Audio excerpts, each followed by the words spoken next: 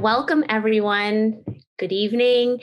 Welcome to the Draw the Line 16 Days Educator Learning Series. The 16 Days of Activism Against Gender-Based Violence is a global campaign that kicked off on the 25th of November, the International Day of the Elimination of Violence Against Women, and runs until the 10th of December, which is Human Rights Day.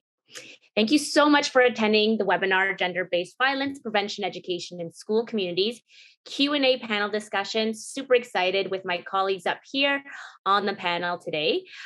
We are excited to share this panel discussion with elementary, secondary, and post-secondary educators, administrators, and staff, allied teaching professionals, and school community partners. First off, we would like to thank the Ministry of Children, Community and Social Services within the Government of Ontario, whose support has made today's session possible. Ophea would like to thank our Draw the Line partners, Action Ontarienne, Egale Canada, Ontario Coalition of Rape Crisis Centres, and also White Ribbon for working in collaboration in the Draw the Line 16 Days Educator Learning Series to provide all these amazing professional learning opportunities for educators just like yourself. My name is Andrea Hayfley. I'm a teacher in the York Region District School Board. I'm currently seconded here as a health and physical education curriculum consultant at Ophea. I've been part of many regional and provincial initiatives that support the health and physical education curriculum, healthy schools, and also the daily physical activity provincial policy. I'm a strong advocate for people with disabilities and have spoken at many professional learning networks such as the Hospital for Sick Kids, the Holland Bloorview Kids Rehabilitation Hospital, Jumpstart Charities, and also Autism Ontario. My pronouns are she, her, and I ask others to use these pronouns in reference to me. The topics being discussed today will be approached with additional sensitivity, care, and awareness because of their personal nature and their connection to social and cultural norms and also lived experience. However, understandably, these discussions could be triggering for some of us. We encourage you to take a break, turn off your camera, or even step away from the session if you need. We have Hilary Demena, her pronouns are she, her, from the Ontario Coalition of Rape Crisis Centres to offer support in today's chat.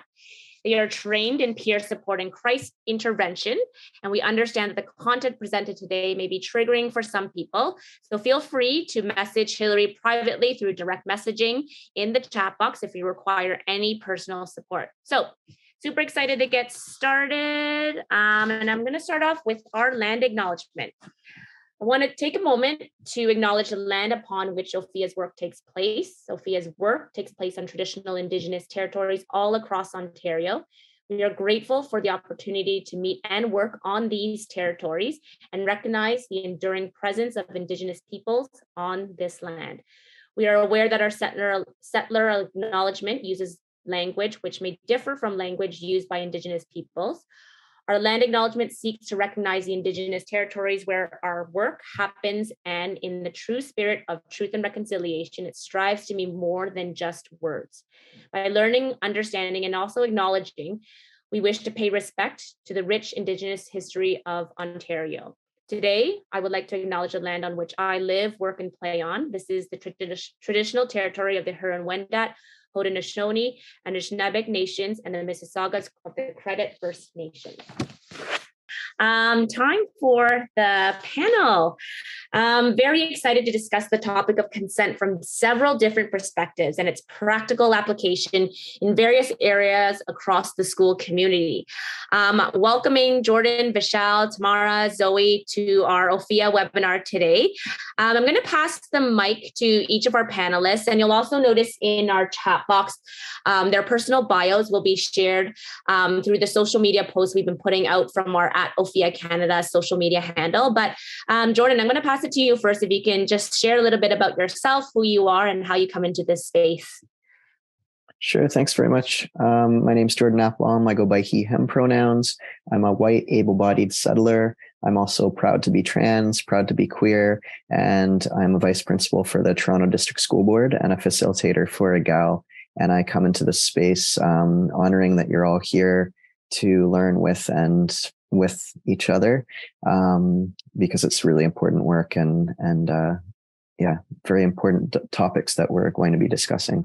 And shall I Thank pass you. to someone, or you're going to pass to someone? Yeah, and you had a whole day of work. Thank you so much for dedicating your evening with us. Very happy that you've joined us again. Super excited to work alongside with you. This is year 2 together. Thank you. Thank you. Vishaal, I'll pass the mic to you. Thank you so much. Good evening, everyone. Thank you all for joining us. My name is Vishaal Beharry. I'm the coordinator for the City of Toronto's Youth Vaccine Engagement Strategy. I support youth with a number of concurrent issues regarding the pandemic. But outside of that, I'm here as a youth advocate, and I hope that I can borrow from my experiences and those of my peers to help bring a different perspective to some of this conversation. So I'm very happy to be here, and thank you for your time. Awesome, Vishaal. Tamara, and you'll notice that sometimes I may call you T. Tamara, I'll pass the mic to you if you can share a little bit of how you enter into this space today. All right, that's fine. My name is Tamara Dixon, but you can call me T or Tammy.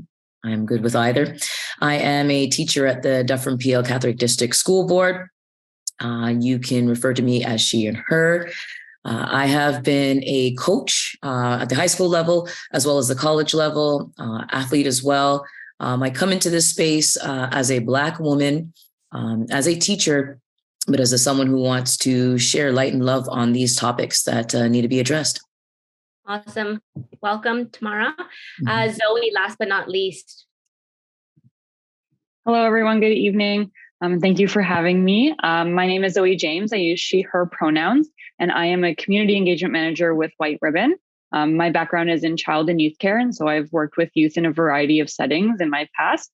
And my role operates right now a lot with working with youth within schools and secondary education students in a lot of different capacities. So thank you all for being here. Awesome. Thank you so much. We're going to get started into our first theme. I'm going to start off talking about healthy relationships and the concept of consent and how it's connected. First thing that I want to share is that educators serve so many roles across the school community. I think for myself, we are in a position to shape how our students learn and we provide such valuable support in this setting to help them respond, be responsible, and be independent thinkers across the school day and outside the school. I really think that it's important that we have such a crucial role to help them learn about how to maintain healthy relationships and how to build that and what that looks, sounds, and feels like at the age and stage they are in. And when we talk about consent, this is a huge, very important component of healthy relationships and what this looks like. My first question to the panelists is, number one, what steps do you suggest an educator and or caring adult take to initiate and continue to build healthy relationships? And part two of this theme is, how is this connected to the concept of consent in the work you do in school communities? Jordan, I was wondering if you can help us start this conversation about theme number one. Yeah, sure. A lot of it is building that rapport with your students and with community members and with anyone you work with. That rapport goes a long way in terms of people feeling open and comfortable to talk to you, and also modeling consent and modeling boundaries for the people you're working with. Could be as simple as saying, do you mind if I take your picture? Is this picture okay to post? Just modeling consent in many different areas. Also recognizing that you don't have the consent to call someone by pronouns or a name that they don't go by. So we all have a right to self-identify under 6.3 of the Human Rights Code. When I say I go by he, him pronouns, to respect that and respect everyone for their name and their pronouns. And that goes staff to staff as well. The relationships there are so crucially important. And calling people in, like I was reading The Persuaders recently, which is a great book I'd highly recommend. And it's all about calling people out and calling people in. And it's definitely important to address issues as they come out and as they come up and call out. But when you call people in, they're a lot more likely to make change. And my experience as a vice principal working with staff and students and community members is the more that you build those relationships, the more likely people are going to speak up and say if there's an issue. And to just also the importance of like CRRP, which I'm sure you're aware of, the culturally relevant responsive pedagogy, and talking about gender and trans and non-binary and LGBTQ pride, and not just issues, but like pride and joy from kindergarten all the way up to 12, which is that's covered under human rights. So, which is very different from like health curriculum, which begins in grade 7, 8, the like policy in TDSB is 727. A lot of people confuse that and say, oh no, we can't talk about this until grade 7, 8. No, we can talk about this from kindergarten on. And in fact, it's so important too, because if we don't, it creates a lot of shame and transphobia, homophobia, discrimination, racism. If we're not talking about Black joy and that intersectionality piece, which is so important. So just creating a really positive environment for all our students and all so that they can bring their whole self to school. It's really important. Yeah, and as you were speaking, I really wanted to also ground what you were saying and build off of how what you were saying about the Human Rights Code is that the health and physical education curriculum, the learning of consent aligns very nicely with the social emotional learning skills and also the healthy living strands from grade 1 through to grade 8. And also the living skills strand and the healthy living strand for the grades 9 to 12. So I really think that yes, in policy, it's there, in the curriculum, it's there, and it provides so many opportunities for educators, child and youth workers, teachers, staff, to really find those teachable moments to help students understand what consent looks like at 8 different stages and ages of life, right? And to have that healthy dialogue, which is exactly what you were saying, right? Vishaal, you have a very unique perspective on the panel right now, just sharing your own lived experience and also your expertise working with youth. I was wondering if you can address these 2 questions from your perspective. Yeah, of course. I think that piece you just mentioned about finding teachable moments reflects what I've been thinking about for this question. Teachers and educators and members of the school community have an immense opportunity and privilege to be role models for young people and to model behaviors and values that they consider important. I can very quickly recall my favorite teachers and the values they instilled in me, and that I've carried that forward in so many ways. And when we think about notions like consent or violence and managing and responding to these things in the school community, it's important to think about how it is that we can model these behaviors for young people, both in our relationships with youth in the school community, but also with one another, with other staff members, with parents, with faculty. These are all opportunities for us to kind of flesh out what it is that respect, empathy, healthy relationships, what do these actually look like for young people? Like Jordan pointed out, a lot of the opportunities for us to celebrate joy and pride and all of the notions of who we are in all of the diverse ways that we exist, that happens from the moment that children enter the school community. It doesn't start in grade 6 or grade 7. It's not something that's always part of the curriculum. And so before they can even articulate necessarily what is consent or what are my boundaries and what seems like violence to me, what seems like things that I want to bring into my life or encourage in my relationships, they are things that students and youth are recognizing in their peers and in their role models. So we have an opportunity to set students up for success when we think about how we can model that in our everyday relationships. I think about the folks in my life who've experienced gender-based violence, as well as people who I end up recognizing as perpetuators of that kind of violence. And it never starts with directly violating someone's personal or physical boundaries, but often there is a growing set of circumstances under which they devalue others or disrespect others. And that might start with something like misgendering someone or using disrespectful language towards someone behind their back. But when that isn't addressed, or when you don't take the opportunity to confront those things in inclusive and positivist manners, you can often lose those kind of youth to a cycle of behaviors and violence that they encourage in themselves and that society at large can often encourage in them as well. Yeah, and that kind of builds off of what Jordan was talking about in regards for calling in people and taking that moment to talk about what is happening, how you're feeling, the actions and behaviors that are happening in the room you are in, right? One thing that you just said right now that spoke loudly to me is just about societal norms and how that can contribute to gender-based violence. And you spoke about oppression and all of its forms in that it's among the root of causing gender-based violence. And this can include, but not limited to, racism, classism, sexism, and even ableism too. And it's important to know that people, children, youth, and even staff too continue to be harmed by because of their gender, because of their expression, because of their identity. Tamara, you have an expertise that I don't have because you teach in the secondary level. And I was wondering if you can speak a little about your role and how you address these two questions that I'm sharing today on our webinar. Absolutely.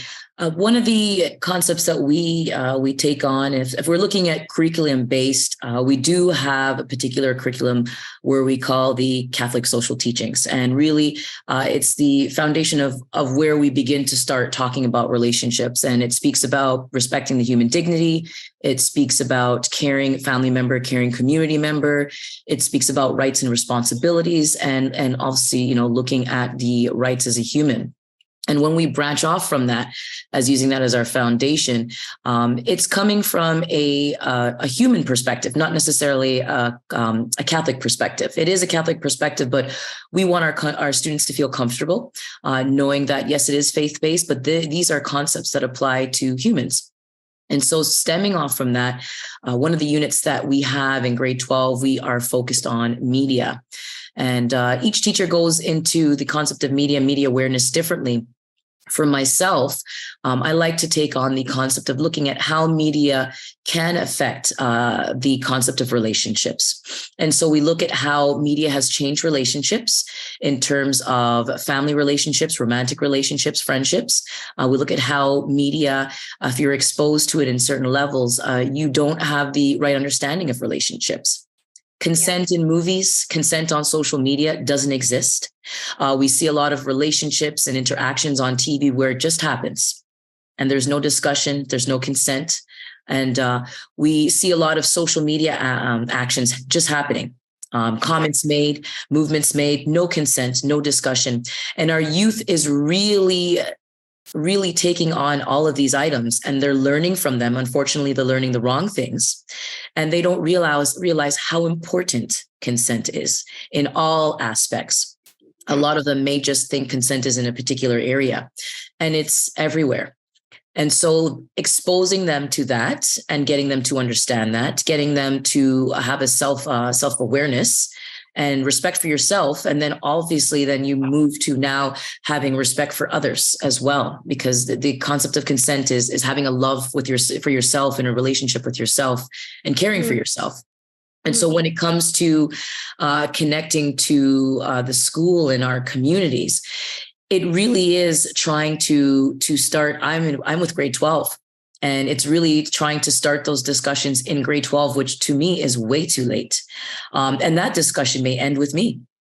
And so it's getting them to be aware of these items because the huge platform in their life are their phones. And so that's where they spend most of their time.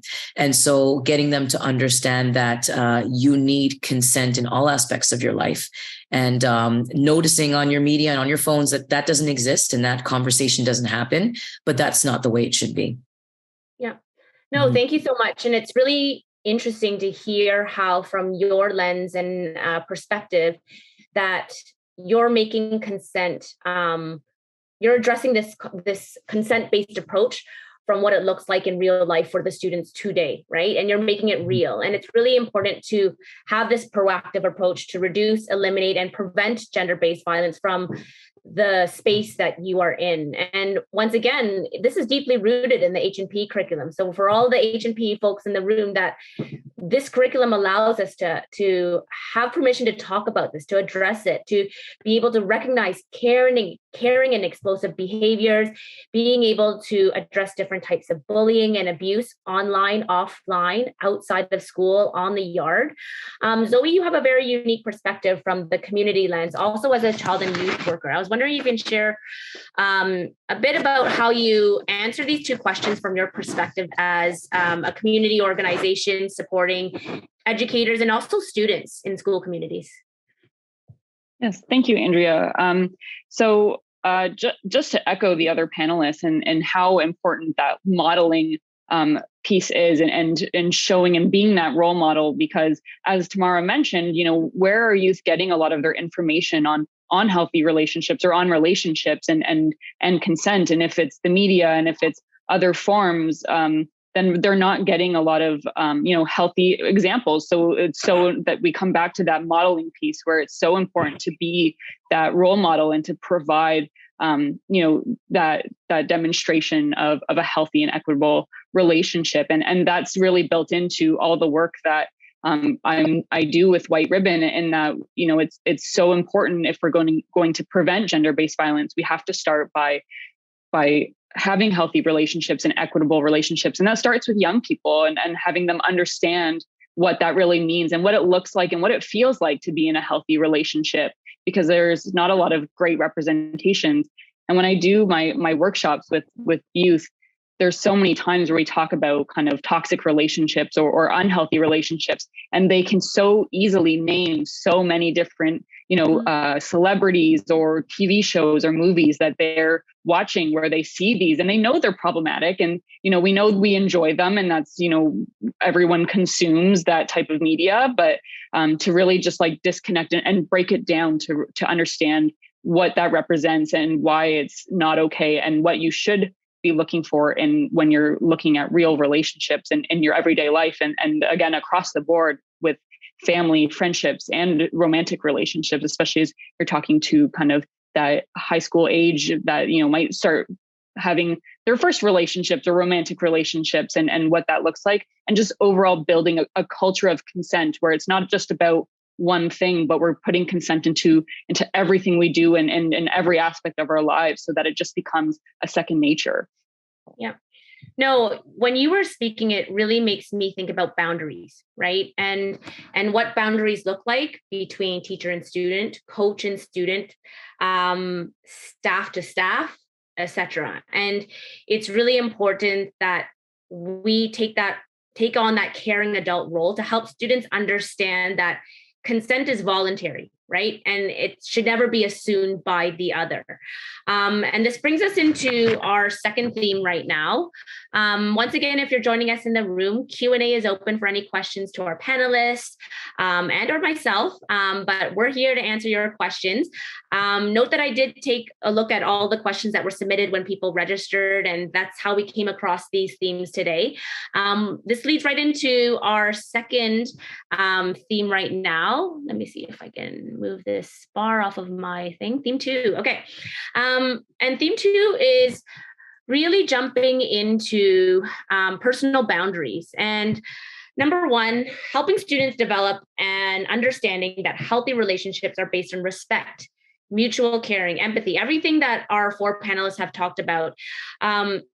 We really want our students to understand that it does not include harassment, abuse, controlling behaviors, violent behaviors. And Zoey said it right. We really want to ensure that we create this culture of respect that reduces incidents of specifically gender-based violence. My 2 questions on the screen right now is, number 1, what stops people from asking for help or reporting a situation in which they feel unsafe or are being harassed?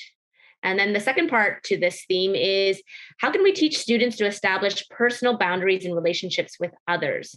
Tamara, I'll share the platform with you right now. If you can share a little bit about how you come to these 2 questions. Sure, yes. So this is really a really good question in terms of from the high school perspective. And this is a big issue that we have, is a lot of students are not asking for help, and they're not reporting incidents. And at times, what that means is we're getting involved in these incidents when things are really, really heightened. And when we speak with students, one of the major reasons that they don't feel safe is they feel marginalized in their own space. And that could be based on gender. It could be based on ability, class, sexual identification, right? And so this remains to be an issue in our schools. This comes from the lack of sensitivity from teachers and admin that may be present. It could be the lack of sensitivity from their peers, but then this also could be a safety issue. Many of the students don't feel safe based on any of their intersectional characteristics. And because they don't feel safe, they're not going to take that step to make that report. The second phase of not feeling safe is many of the high school students don't feel safe with what may happen, with the consequences or the actions taken of that person who is going to be involved in the situation.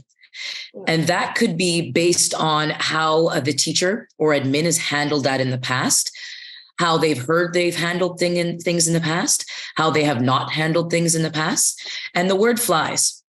Our students are at that age, they are very aware and they remember key items, and the rumors spread very quickly. And so what we have a school being unsafe for many people. And so what we try to do as teachers is we try to make things safe in our classrooms. And then the hallways is a community effort. And so an example for me, a small example for me in my classroom is washroom breaks. We've had this culture where they have to get up and they have to ask for a washroom break, or they got to raise their hand. In my classroom, you simply get up and you leave the room for the 5 minutes and you do what you need to do and you come back. The concept of raising your hand and bringing attention to yourself could be an unsafe situation for many students. And it could be a situation that puts attention on that students. And so I find my classroom, it's much more smooth when students are randomly just getting up and they're leaving, and they have to observe if someone else is gone or too many people gone. They take that on. And that is just a simple item of indirect consent, but then also looking at how I can make my space a comfortable space in terms of not having these hierarchy structures. I have to ask the teacher and I need to get permission. You're an adult. I'm an adult. This is a safe space. Leave when you need to. So that's kind of something that I do, just a small little thing when it comes to making a space safe. When it comes to teaching them about boundaries, this remains to be an issue. I mean, many adults suffer with the idea of creating boundaries. So teaching young people the concept of boundaries, once again, comes with the acknowledgement of respecting oneself, yourself, and having self-love and respect for yourself, and realizing what you like, what you don't like, what you think is safe, what you think is unsafe, what you think is comfortable, and what is uncomfortable, and really getting them to sit in those feelings. The problem is social media really makes it difficult, and so does peer pressure. And so we can only try our best and hope that these students begin to I think explore boundaries. I think they're exploring their boundaries in the senior years, and hopefully they begin to tap into that. Mm-hmm. Yeah. When you were talking, pardon me if I'm looking down because I just have my notes and I want to make sure that I address this properly to ensure that I bring your voice into this. There were many questions that came into the webinar regarding how do I create this safe space and how do I address these conversations in a comfortable and a safe manner. It's really interesting to hear your approach that the relationship that you have with the students is not just safe, but they feel comfortable in your class, right? They are okay with just being who they are as they are. Vishaal, you spoke with me as we were planning for this webinar. You were speaking a lot about an intersectional approach to consent education. I was wondering if you, number one, speak about this theme, but also I wanted to address the question in the Q&A. Is that okay? Yeah, absolutely. It might just take me a second to tie them together. Yeah, no worries. Go for it. Yeah, no, but to start with, I think I want to express gratitude to everyone who is listening to this conversation, because I feel like when you're dealing with a topic as serious and as sobering as gender-based violence, it could feel like a lot to tackle. And primarily that's because of how it sits as an outcome of a larger system of oppression. When we try and tackle an issue like this, it doesn't exist in a vacuum, but rather as a broader network of oppressive behaviors and systems of power that reward the abuse and the oppression of others. And primarily that's a downward pressure towards the most intersectional groups that we have. If you were to step outside of the classroom or outside of the school community, for example, 35% of homeless youth identifies to as LGBTQ. They don't necessarily have a safe or harassment-free space at home or outside in the community. They are over-policed. And the same goes for many other groups and communities that exist at school. That being said, we then have a responsibility to try and provide an alternative. Like Tamara said, having a relationship with students that is comfortable and rewarding and expressive and honest, both for them and for yourself, is tantamount to being able to model a healthy relationship and help them to understand their boundaries. With that being said, in the Q&A, Allison, who's an ECE in a kindergarten classroom, mentioned that from her perspective, a lot of the ideas that children have about consent and how we model it, those often begin even before they enter kindergarten. And it's important that they understand what their wants and their needs are. And in this case, there's no need to force children to play or share together or do certain things, and that they have a right to say no or enforce their own boundaries. So from that point, all the way up until the youth in grade 12 that Tamara's working with, along the way, they should have multiple opportunities to try and establish those boundaries, even if that's as simple as identifying what I do or don't feel comfortable with, or things that I want to be asked about or don't want to be asked about, how I'm feeling today, how willing I am to be engaged in conversation. These are all opportunities that youth have to identify their boundaries. And if we are able to respect those, then I think that going forward, they're able to believe and trust that others will respect them as well. Definitely. And as you were speaking, thank you for answering Allison's question in the Q&A.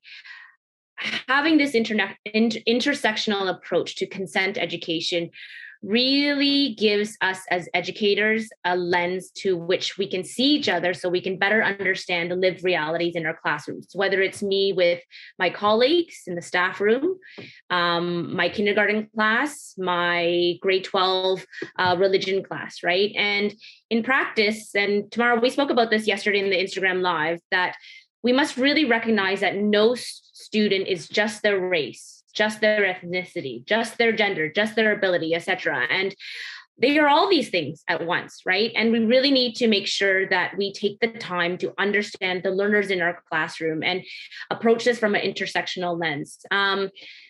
Jordan, I know you want to speak to this because I think you really offer a interesting perspective as an administrator, addressing these two questions, and also the topic that I don't mind if we veer a little bit to where we are talking about right now in regards to an intersectional approach to consent education. Thank you. I'd like to add on to what you were saying, Tamara and Vishaal, and Andrea, specifically when we're thinking about students and the bias and stereotypes and how we're reading students and being really mindful of that. And thinking about if our students are not trusting us, thinking about why. So how are we reading a student if they're not participating or their head is down or they're looking out a window? If we're thinking that this is resistance, if we're thinking that they're not engaged, if we think it's something that, and we're blaming the student and judging the student for this, instead of realizing that maybe they don't feel seen, maybe they don't feel heard, maybe they don't feel a sense of belonging in school for their multiple intersecting identities, and how important that is to build that trust with our students and see them, as Tamara was saying, I think that's so crucially important for our students to feel safe, because when they don't feel safe and comfortable, that is when they disengage. That is when their head is down. That is when they're looking out the window or thinking about something else. And they might even start to act out if they're not feeling safe and comfortable and feeling seen and heard. So that piece is really important. And then also what you were talking about, Vishaal, and what was coming up in the chat. Yes. So crucially important about thinking about the boundaries that students need to be able to set up from themselves from the day they walk into school at the beginning, in terms of all the different types of boundaries that exist, whether it's sharing and it's being able to say no, or the amount of time they spend with somebody else. There's often I hear this, well, you have to be friends with everyone. No, they can not be friends with someone if they don't feel comfortable. Maybe that person said something that was discriminatory. Maybe they didn't treat them well. Maybe there was a microaggression. Maybe there's so many reasons why somebody might want to set up a boundary with somebody else. And if we're saying, no, you have to be friends with everyone, you have to play with everyone, you have to be respectful, yes, but you don't have to be friends with them. And teaching them all those different boundaries from a young age, all the way up until adulthood, the time they spend and all the boundaries, the emotional boundaries of thoughts, feelings, the verbal boundaries, like being okay to say, I don't like the way you're speaking to me. I don't like the fact that you're misgendering me.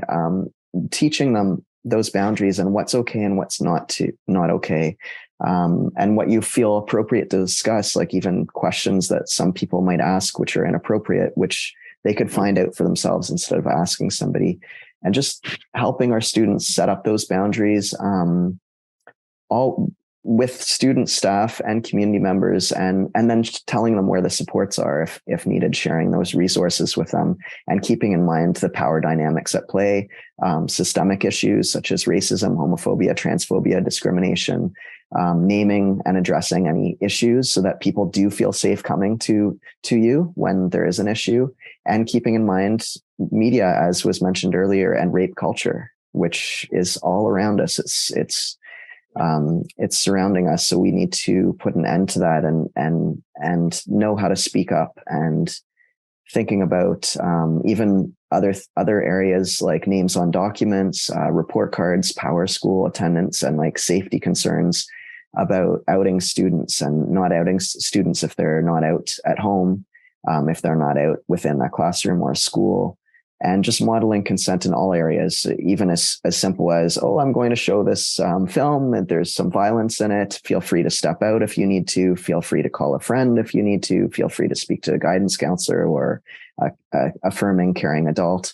All those things really help not only model consent, but help them know that those are things that they can ask for and do, and help them feel comfortable, and helps them speak out about things when they need to. Awesome.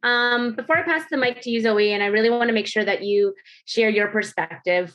Jordan, thank you so much for sharing that. And I think it's really important to see the systems of power in the school communities we're in. And even as an educator, right, we have that power in our classrooms to set the tone, the emotional tone, the social tone, right? And it's so important. What I heard from you when you were saying is it's so important to give our students that toolbox so that whatever scenario or they are in, at school, outside of school, on the weekend, that students, regardless of their privilege, regardless of their background, that they can understand how it feels like when I feel unsafe right now. Should I say something? Should I do something? That we want to make sure that they can intervene and they can really make a difference with their choices, and they have that choice and they have that power, right? Zoey, I'm going to share the mic with you, as I think you also you see a lot of this in the school communities across the schools and the boards that you work in. I was wondering if you can touch on these two questions for us. Yeah, absolutely. And I kind of want to jump right back into Jordan's point on rape culture and the other cultures that we're seeing being brought into the classroom. And again, maybe this comes from other communities where these things are happening, online spaces, specifically, again, social media or gaming communities. And, one thing that we're seeing a lot of when it comes to unsafe spaces from educators reaching out to our organization is this, rise in alpha male culture and that kind of toxic and misogynistic, social media influencers that we're seeing a lot of, and a lot of male students particularly gravitating towards that and bringing that environment into the classroom and making it unsafe. And how do people speak out against that, right? It's really tough if that's what's being whispered in the ears of the youth within those spaces. And so I just wanted to bring attention to that because I think it's really important. It's something we are seeing a lot of, and White Ribbon specifically is dealing with engaging men and boys and male identifying folks in gender-based violence prevention. So we do kind of talk a lot about toxic masculinity and gender norms and how those are root causes of gender-based violence, and how if we continue to perpetuate those, we're going to keep seeing this rise in violence and seeing this violence in our spaces and in our community spaces and in our classrooms. And just, I think when we're talking about safe spaces, it's, we're talking a lot about intersectionality. And I think it's really important that we understand that safety looks very different for a lot of different people, and that there's no one definition of a safe space, and that different people will need different elements in their safety. And I think it's really important that if you want to build safe spaces in your classrooms and in your spaces, it's important to bring youth voice into it, and creating a space where youth can share what is safety to them, but then also recognizing that their safety is different and might have different requirements, and how do we honor that and make sure that we're addressing the needs of every individual needs of students and how they enter the classroom and their intersectionality and their lived experience as well. So those are the things that, really come to my mind. I want to back to what I think Tamara said is just, boundaries are really hard to create. So how do we do that if we struggle with it ourselves? So I think we need to practice that as well. Thank you. And as you were speaking, you can tell that you have a lot of experience working in communities. And I know as a child youth worker, you see a lot of the invisible learning that happens that's not just from the curriculum, it's beyond, right? And you spoke a lot about bystander strategies and helping our students recognize that people's ability to intervene is directly linked to the power they hold in that situation. And in your role, working with homophobia, comments that are made to women, comments that are made to men, misgendering. I really value your lens coming from a community organizer, and it reminds me that it's so valuable to have these partnerships with community organizations such as White Ribbon to be able to come into the school to supplement what I am teaching as an educator from the curriculum. One plug that I'm going to put in before we move into our last theme is our gender-based violence prevention education resources does have an intersectional approach to consent education. We actually have a video that came out last year featuring Dr. Nadine Thornhill, just talking about the purpose of intersectionality to give us a lens through how we can see our students and better understand their lived reality. So we'll share all these links at the end in a participant handout, but you should check it out because it has a lot of tips in regards to approaching gender-based violence prevention from an intersectional lens. So thank you to four of you for just being so well at playing off of each other and being able to collaborate and share your different perspectives. We're all sharing the same message, but it's really nice to echo what our participants are asking in the Q&A. And I see Allison's comment in regards to what this looks, sounds, and feels like in her kindergarten classroom. So thank you, Allison, for sharing that comment with us.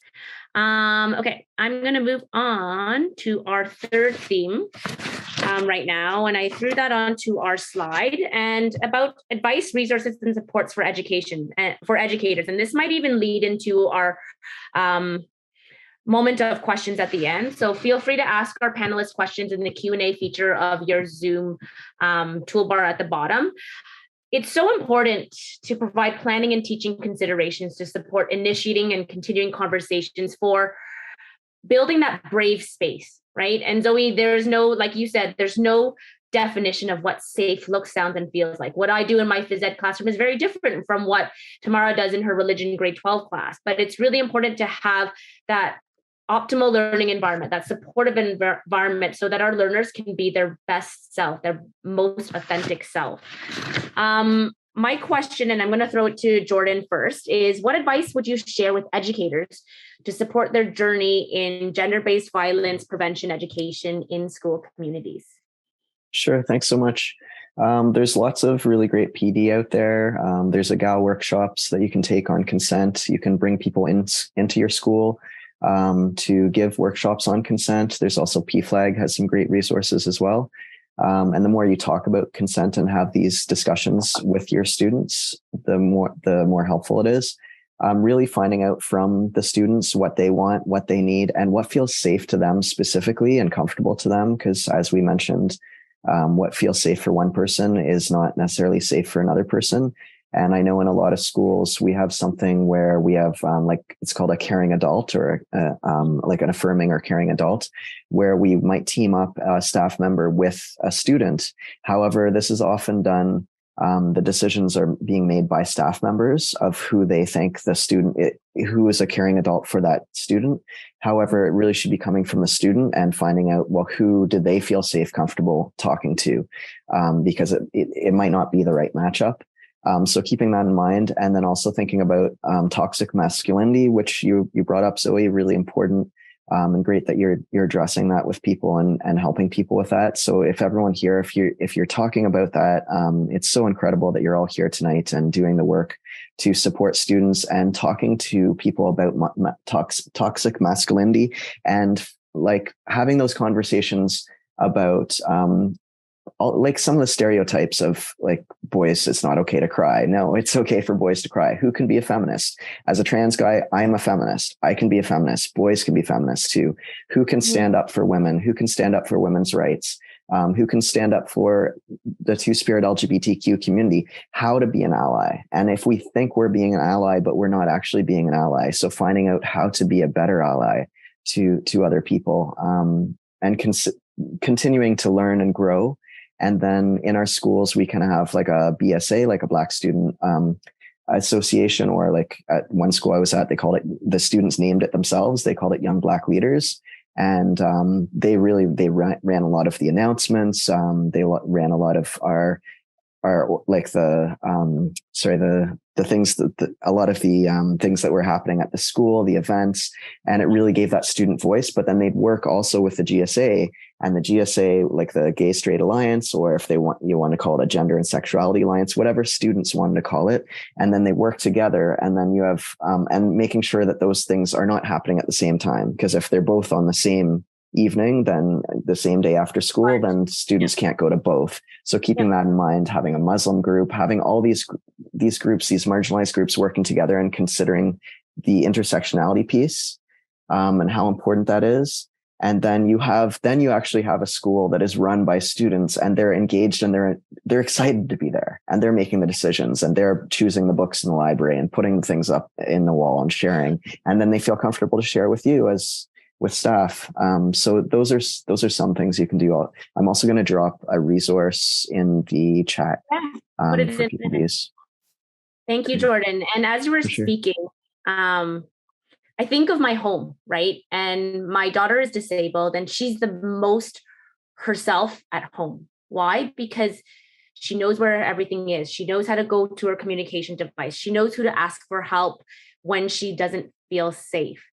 And when you talk about having student voice in a school community, students spend the majority of their day with us. And it's so important as the first second of the day when they walk into this school that they need to feel a sense of belonging, right? Thank you for sharing all of those resources and your perspective in regards to how we engage our students in our school communities. Tamara, I know that you want to play off of what Jordan was saying in regards to addressing just sharing your advice with our educators in the room today. Well, thank you. Yes, I wanted to continue on with Jordan, what you were saying in terms of the toxic masculinity.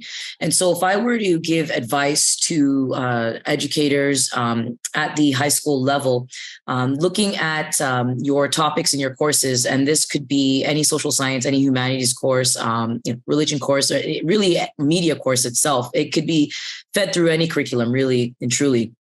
But what we like to discuss is the concepts of toxic masculinity, but then also opening up to the over-sexualization of young girls and women.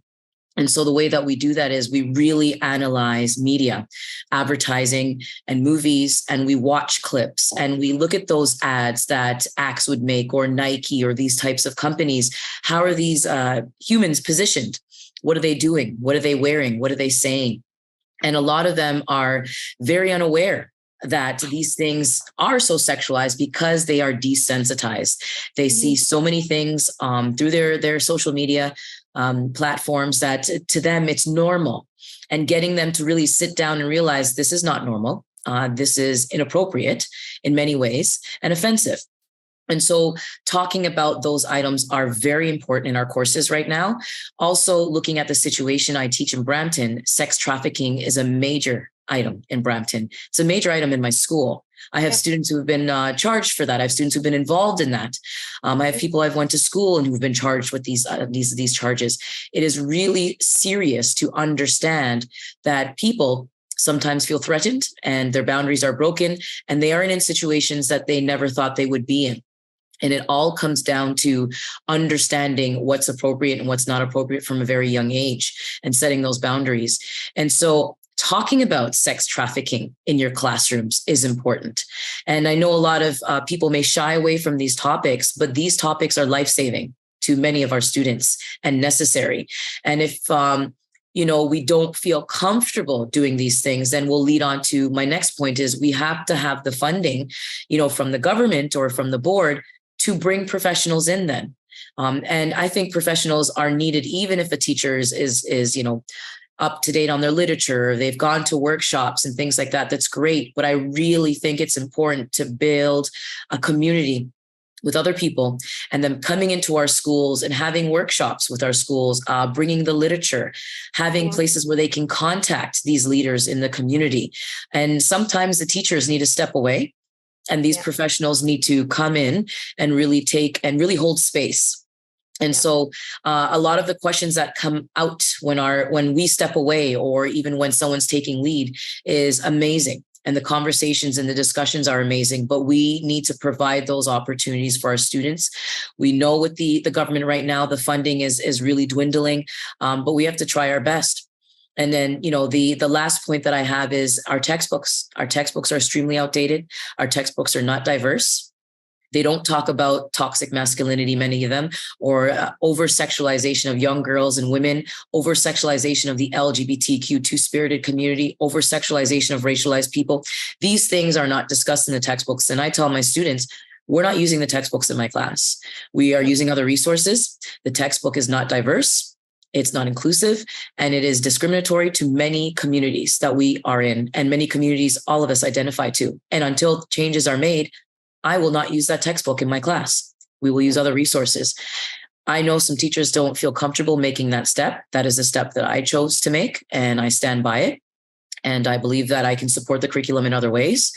But these are steps that the students see, okay, Ms. Dixon's not using this because of this.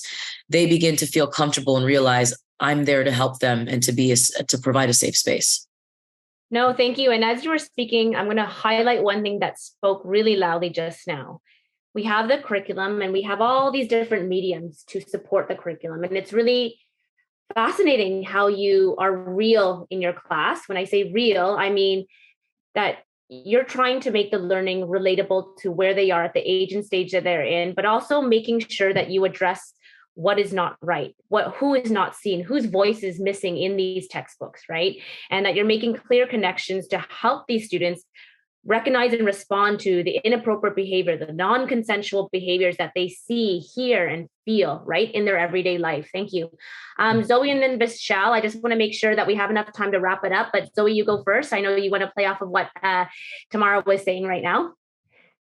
Yeah, so I think that Jordan and Tamara wrapped up a lot of that very eloquently. And so I just want to, focus on the sex trafficking piece, because that is actually an element that I do. So my workshop is around sexual exploitation prevention, especially in an online world. And I think that's really important. So there are a lot of resources out there. I'm going to take a second to just plug the resources that White Ribbon offers, because we are that community organization that provides these kinds of trainings in classrooms, and we have a lot of different options. So please, I like I said, I run workshops on sex trafficking, and it's a super important issue.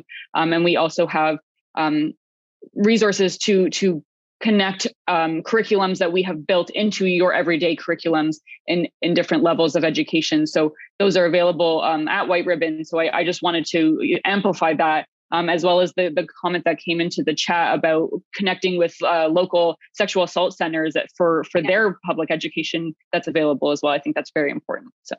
Thank you, Zoey. And for our participants in the room, we do have a participant handout that will highlight the resources that Zoey was just speaking to. Vishaal, I really want to make sure that you also have the platform right now to share your. I'll be quick. My first piece of advice would be to check out the resources that Jordan shared and that Zoey mentioned from White Ribbon. I think that they give some real actionable steps to what you can do in the classroom and the school community. One thing that I think has been a major part of this conversation that's implied but hasn't been said explicitly is that gender-based violence is a product of a lifelong learning of oppression and how you oppress others. And the way that we treat this conversation with youth should be different at different stages or different ages. When we think about dealing with younger children in the elementary level, or particularly from K to 6, perhaps, you need to think about how it is that you can model and create the opportunities for youth to have boundaries and to express those, understand consent, and develop the foundations for building healthy relationships with others. But at an older age level, it's important to really cultivate those safe spaces that we've talked about, both to have conversations around these boundaries and to identify them, outline what it is that you need or don't need from others, but also to have the opportunity to have open and honest conversations around the root causes of a lot of these issues. Transphobia, homophobia, misogyny, they all stem from somewhere. So we had mentioned a lot about the kind of alpha male culture that exists. And amongst my peers, I certainly see it. A lot of the men I know who parrot so much of the like misogynistic words of other people, whether it be like an Andrew Tate or a Liver King or someone else online. These are men who've like created a whole empire off of the disaffected views of young people and providing them an incorrect answer to what a lot of those problems are. We need to have an opportunity to discuss those things and be frank about some of the wrong things that we might have held on to, some of the beliefs we have, and make it a space where people can identify those and be provided with an inclusive alternative. Thank you so much to yourself, Vishaal, Jordan, Tamara, Zoey. I'm just saying the order from how I see you on my screen. But it's really nice to see everyone being able to share the same message in a different way. And I hope that the participants in the room see the value in addressing gender-based violence prevention education from the get-go when our students come in from kindergarten, grade 1, all through grade 8, and as they enter high school in the group that Tamara is in right now for the secondary. I'm going to do a quick plug. First off, thank you, Jordan, Vishaal, Tamara, Zoey, for sharing your knowledge and expertise. I really think that you add so much value in terms of what we do here at Ophea. We have the gender-based violence prevention education resources for you that will be provided in a participant handout. I also wanted to note that we also have a gender-based violence prevention e-learning module, and these two resources will be shared in the participant handout. But one thing that I wanted to highlight is the getting started section. There were so many questions coming in for this webinar asking, how do we talk about consent from the primary grades? How do we have tips for constructive classroom conversations? And how do we address this from an intersectional approach? We have all you need, so please take some time to check that out. Yes, the Q&A is still open, but I do want to also recognize the time right now. If you do have questions, please feel free to jump it put it into the Q&A section. We will address it into our blog recap. These are the two QR codes that I wanted to share. First one is the participant handout that I alluded to. Second one is the participant survey. You can take a quick shot of the QR code. My colleague Shayna will also place the links into our chat box. But last but not least, I'm going to head up to our last slide right now just to, first off, remind participants to check out ophea.net. We have tons of lesson plans, resources, activities, professional learning to be able to support educators across the school community. That includes support staff, teachers, community organizations, and this is all free by creating an account on our site. Stay connected with us and sign up to our e-connection to make sure that you are up to date with all of the resources and the supports that we offer for our school communities. Thank you so much, Zoey, and also Tamara, Jordan, and Vishaal for joining us today. I do see one thing in the Q&A. Will all these resources be sent in the to all the participants? Yes, they will be. So Ophea will package all this up along with a blog recap coming up in February. So do not worry if you missed that QR code, but the links are in our chat. Thank you so much and have a great evening, everyone.